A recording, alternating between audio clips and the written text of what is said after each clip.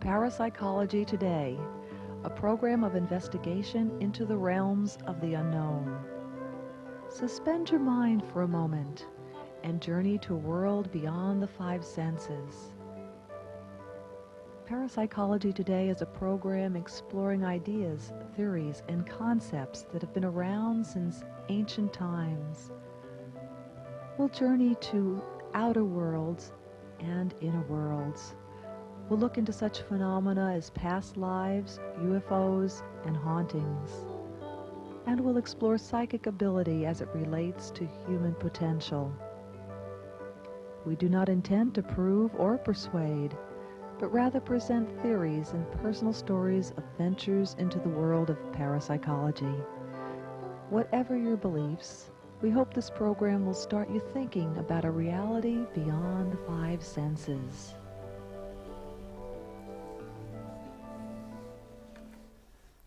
Hi, welcome to our show. I'm your host, Pauline Nortness. My guest today is Connie Hill. She's an astrologer.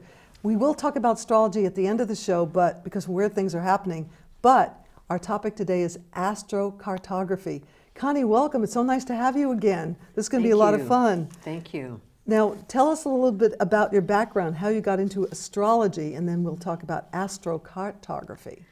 Well, my getting into astrology could take 4 times what we have here, but I was on a trip moving from the Midwest out here, and along the way, every time we would stop in a town, I would go in and buy all of the astrology books. And by the time I got here, it was like, this is what I really want to do. So, like your subconscious was almost leading you to something. Yes. It was meant to be. Yes. And we talked, okay, let's get right into astrocartography. That's a mouthful. How do you pronounce it? Astrocartography. And tell us what it is. It is the lines of the planets on a map. So you can see here, this is an astrocartography map of one of my clients.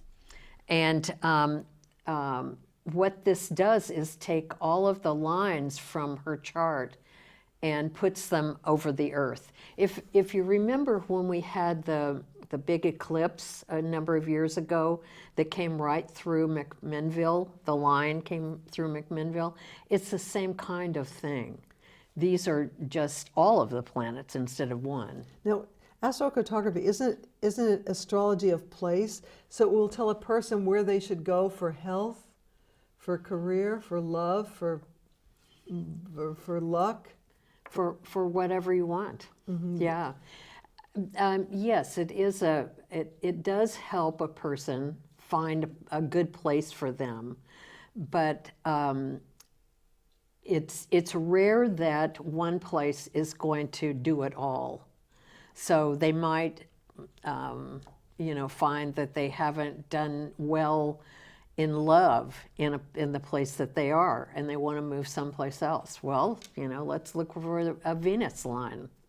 Or maybe... Oh, Venus would tell you the place to live for love. Venus, okay. It can help you, yes. yes. What's the line for health?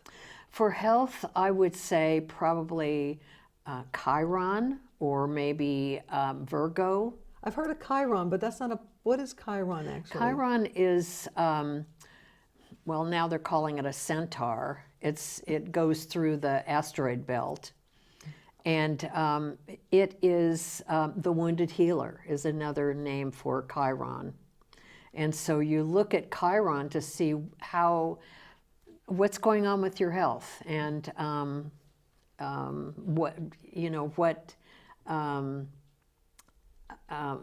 would say that's a good thing for Chiron. But any of the planets can be about health. It's going to depend on a lot of things. This is really scientific, so yes. It's a little over my head, but since you've been studying astrology for years, you know what you're talking about. Now, what came first, astrology or astrocartography? Astrology. Okay, and where did astrocartography come from? Well, a man named Jim Lewis, who was an Oregonian, I think he was from Eugene, developed it, and it was back in the 70s. And he had some issues and developed this and noticed that the lines didn't work for him. So in when the you say place where he issues, was. maybe he was having accidents or he wasn't feeling well, and it was Health issues, yeah. Okay. Yeah. And so he said something's going on here, Mm-hmm. and he figured out where he lived and Where what would lines. be better. Oh, Right, right. interesting. So, and I've had a couple of clients who came from other places and came because of their astrocartography. One person really did not like the place that she was living and wanted to start a new phase, I guess I would say. And so she looked and ended up coming to Portland. Where did she live before then? She lived on the East Coast someplace. Okay. And did she find love in Portland or health or career or was it anything specific? What she did, she hadn't realized that she was going to be looking for a new kind of job. Oh. But she found a job at a bookstore and worked there the rest of her life. And she enjoyed it. Yes. So why suffer in a place that you don't like? Right. Yeah. Now, right. for me, I've lived 3 different countries and 3 different states, and I've had feelings about each one of them. Like, I went to Germany and I felt at home there, and I wasn't even, have no German ancestry, so I was really surprised. And I lived on the East Coast and the West. I feel more at home on the West Coast. I don't know. So. Well, it could be that there are some good lines out here that help you feel better out here. So, for myself, I don't have my chart with me, but I was born in Florida. And the lines there were really pretty good. I had a Jupiter line that went through close. What does Jupiter stand for? And Jupiter is about abundance and pushing the boundaries out and things like that. And then when I was about 2, my family moved to the Midwest, and I spent 20 years in Missouri.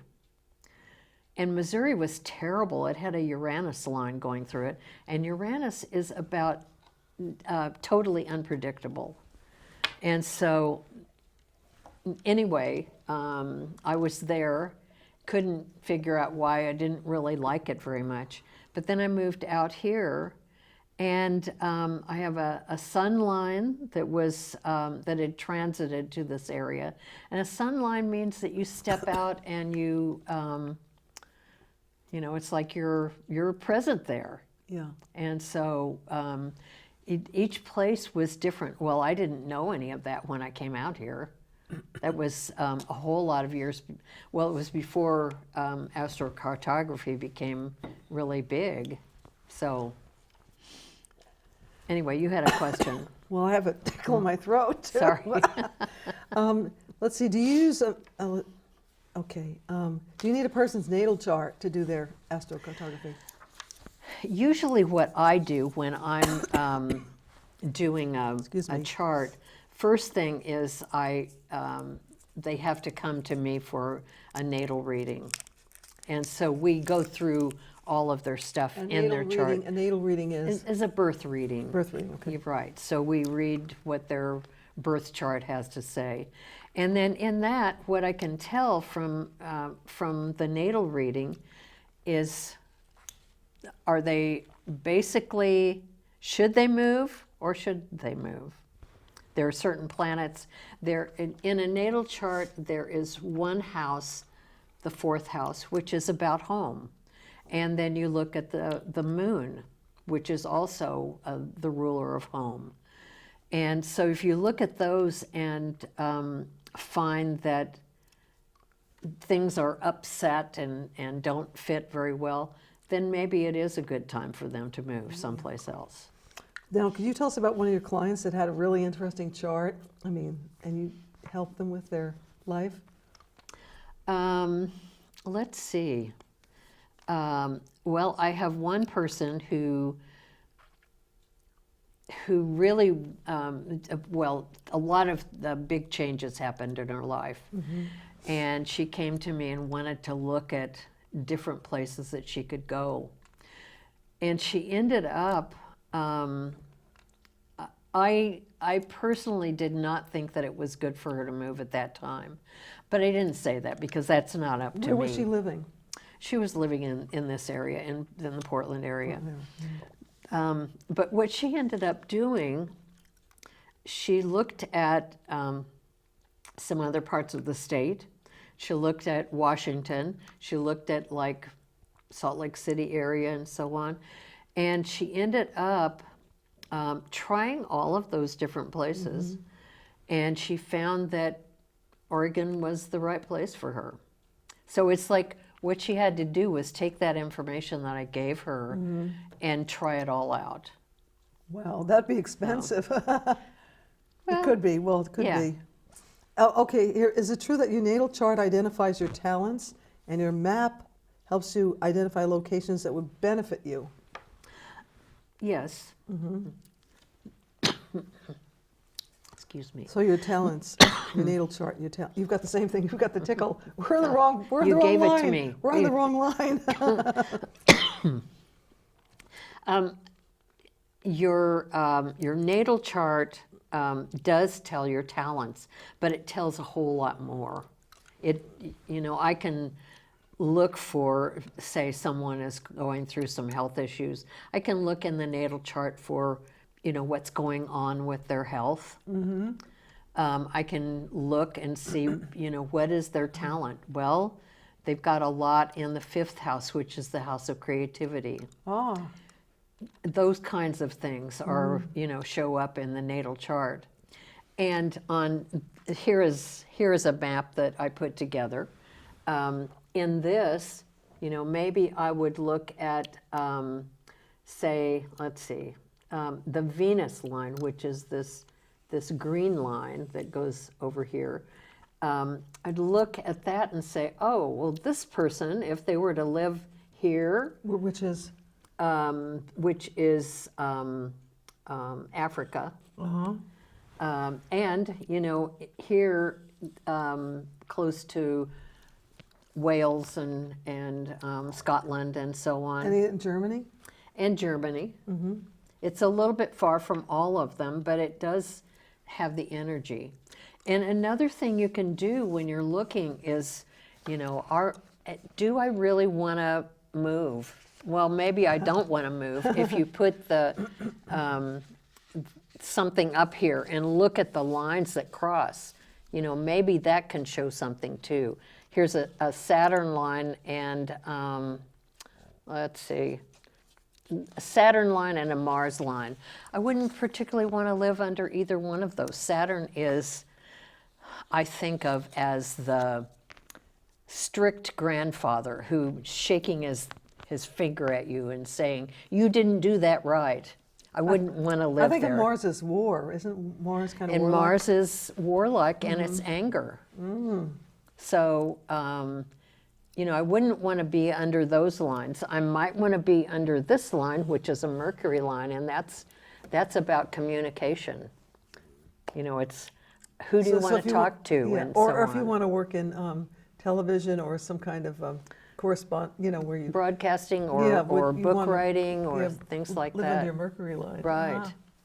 And Interesting. then, let's see, my favorite is the Jupiter line. That Jupiter line, Jupiter is about abundance and what do we want to bring into our life and magnify, make bigger. That sounds good. So if you personally could be under any line, which line would you want to be under? Probably a Jupiter line. Sounds good to me. Yes. This is really fascinating. So in order to find a place to live or even find your talents, we need to go to somebody like you that has this. I mean, I can do it myself. I have to go to an astrologer, someone who does astrocartography or astrology. You don't have to go to them, but it's a fun thing to do, and it's something that can really help you if you're if you're struggling, or if you're having a difficult time and don't know what your next step is going to be. A lot of times at the end of the 20s is when the Saturn return happens. That's a good time to go to an astrologer. The end of the 20s? The end of the 20s, the beginning of the 40s is Oh, another you're talking time. about years, not you're not Right. talking about somebody's age. Yeah, those would be their age. End of the, Oh. they're at the, like 28, 29, that would be a good time to go to an astrologer to have your Oh. chart checked out. Might be too late for me. Well, but you know, Not really. they're all different kinds of points where you're changing cycles. So I've got a nice side story, because I did an astrocartography interview years ago. I still don't quite, I can't do it, but I had people in my audience, and they were so taken by the interview that they went to this astrocartography, and they were a married couple, and she set them up in Australia, and their health improved, their relationship improved, and they wound up moving there. Now they're in New Zealand, but I guess maybe that's well, it's similar. close enough. Yeah, right. But because of the astrocartography, and it worked for them. But okay, let's talk a little bit about astrology now. Where things are happening in the planets, right? Well, I don't know that I would say weird things. Especially for me, I'm into the weird anyway. What I find is the last couple years there have been a lot of things that have been happening planet-wise. And right now, I mean, the 6 months going from January to July, we have so many things that are changing. This year, January to July? Yeah. It's like all of the outer planets, which are really slow-moving planets, are changing signs. And Well, I don't understand. What do you mean they're changing signs? they're moving from one sign to another. So like Pluto just moved from Capricorn to Aquarius. And I thought in my Pollyanna state that was going to be wonderful and so on, because I love Aquarius energy. But the other side of Aquarius is revolution. And especially if we look back, Pluto makes a circle around from one sign to and back to that same sign. It takes 260 some years to make that circle. So the last time it was in Aquarius was during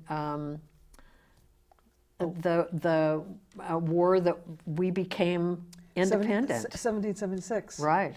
Wow. So it was actually, let's see, 1778 to 1798 was the time when it was exact.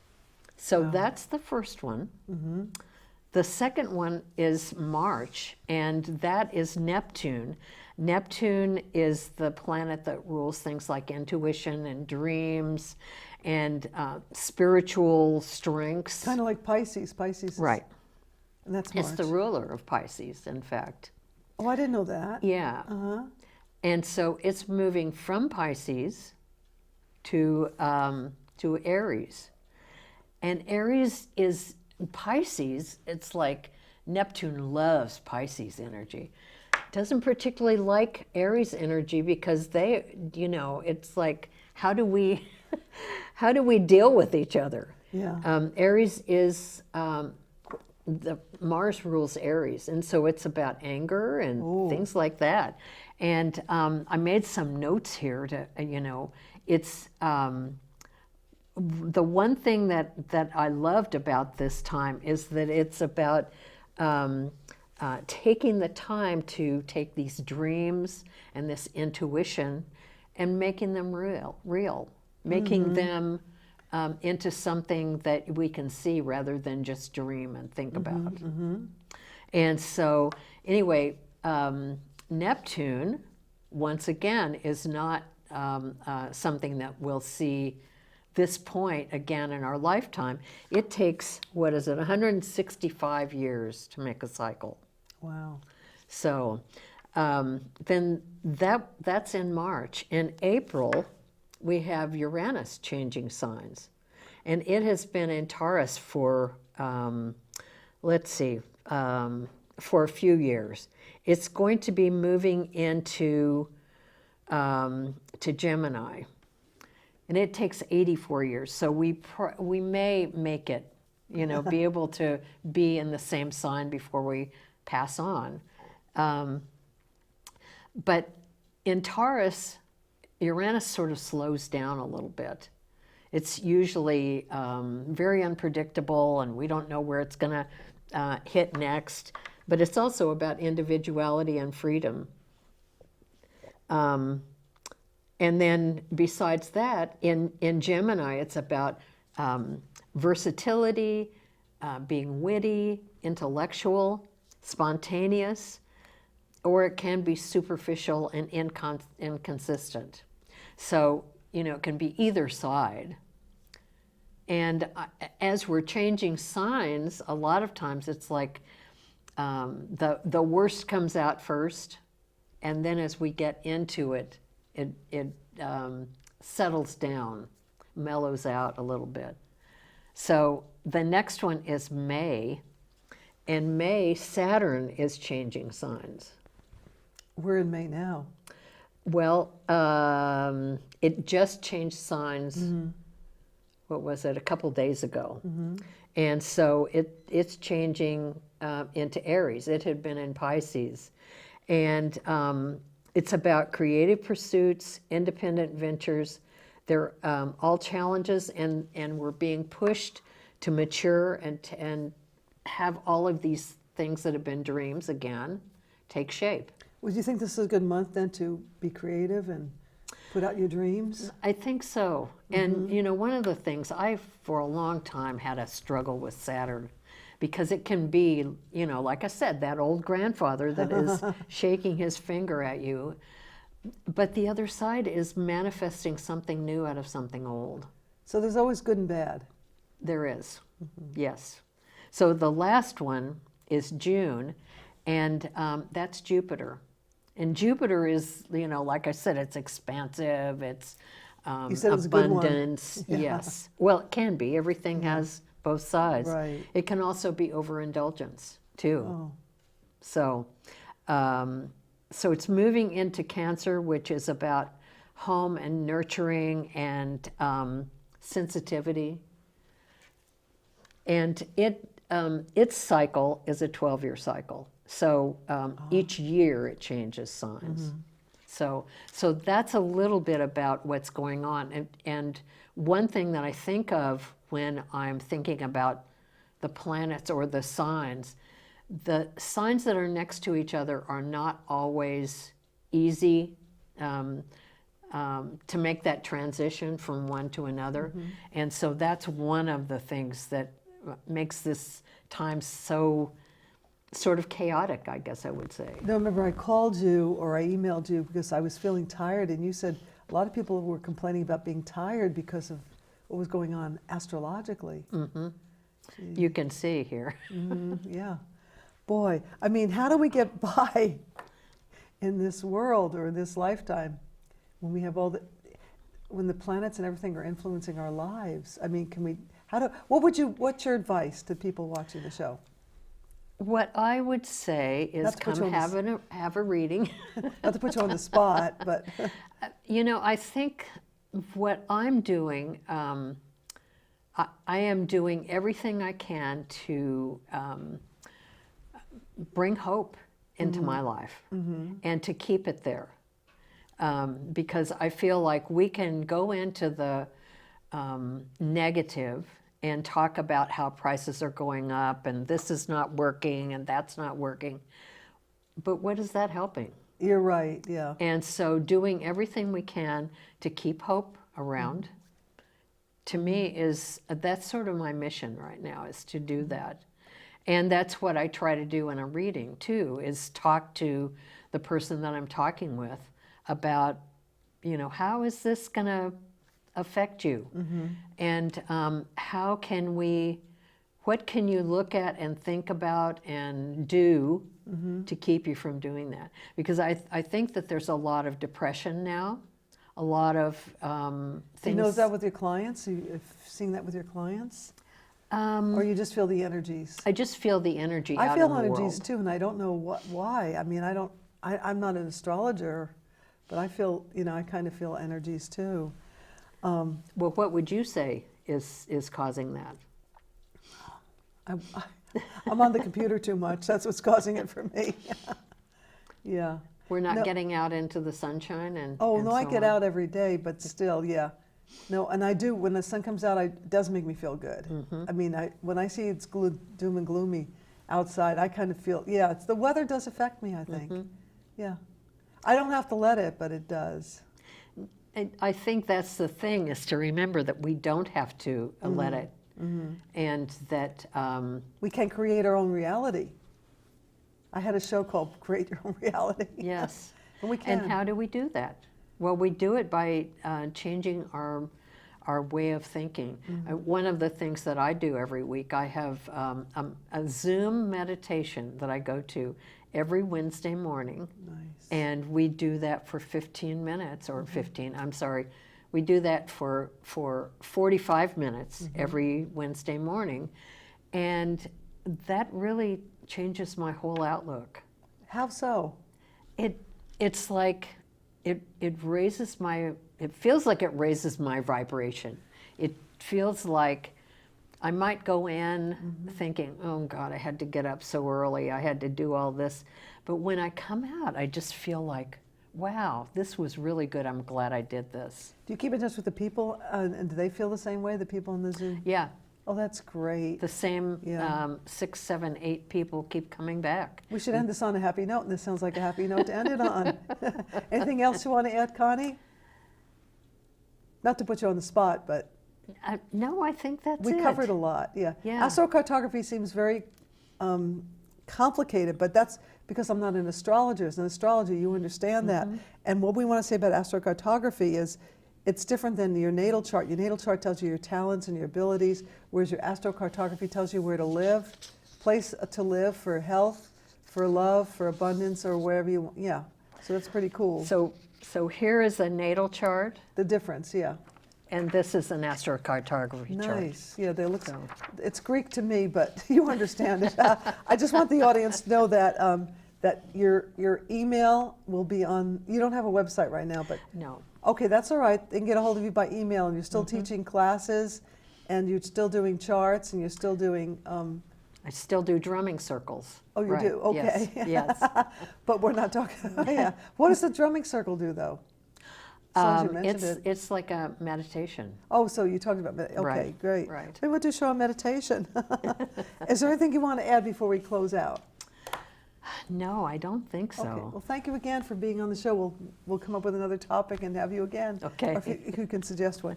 And I want to thank the viewing audience for watching our show. And I want to thank Connie. Thank you for watching another edition of Parapsychology Today. And remember, Connie's information will be on the screen at the end of the show. Thank you. Bye-bye.